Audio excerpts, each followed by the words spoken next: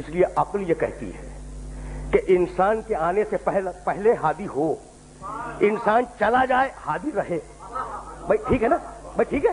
بھائی یہی سبب تھا کہ ابھی آدم پیدا نہیں ہوئے اور پروردگار نے اعلان کر دیا انی جاعل فی الارض خلیفہ.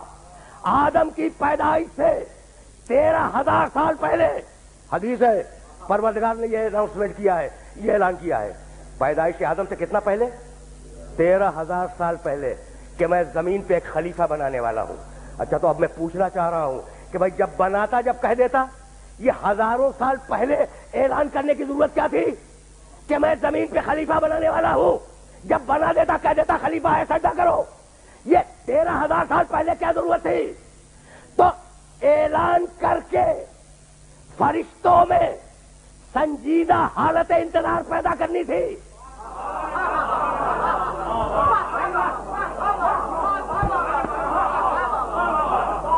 پہنچ گئی بات؟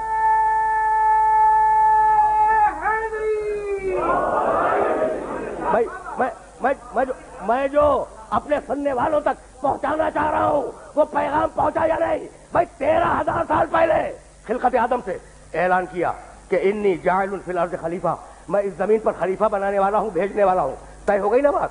تو مالک یہ 13,000 سال انتظار؟ کہا کہ ہاں. بہت توجہ، بہت توجہ. 13,000 سال انتظار. جب بنا لیتا فرشتوں سے کہتا اسے سجدہ کرو یہ میرا خلیفہ ہے. کہا نہیں، میں 13,000 سال پہلے اعلان اس لیے کر رہا ہوں کہ فرشتے اس آنے والے غائب کا سنجیدگی سے انتظار کریں. پہلے خلیفہ کو اللہ کے آخری خلیفہ سے ملا کے دیکھ لو.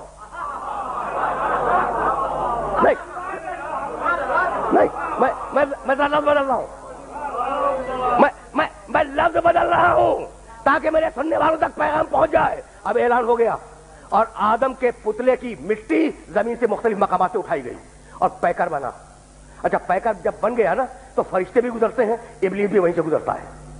آدم بن رہے ہیں، وہ خلیفہ جو آنے والا ہے نا وہ بن رہا ہے. فرشتوں نے دیکھا، احترام کیا، ایک نے دوسرے سے کہا یہ اللہ کا خلیفہ ہے. ابھی خلیفہ ہوا نہیں ہے، بن رہا ہے. ٹھیک. اور جب ابلیس گزرا مسکرایا، طنز کیا کہ یہ مٹی جو خلیفہ بنے گی. بھائی بہت توجہ رہے، بہت توجہ رہے. تو خلیفہ بننے سے قبل جو حالت انتظار تھی اس میں دو رویے سامنے آئے. فرشتے نے سنجیدگی سے احترام کیا کہ فرشتہ آنے والا ہے، ابلیس نے مذاق کیا. بھائی توجہ رہے. تو اب آج بھی یہی دو رویے ہیں، جو سنجیدگی سے انتظار کرے وہ فرشتوں کا پیرو، جو مذاق اڑائے وہ ابلیس کا پیرو ہے.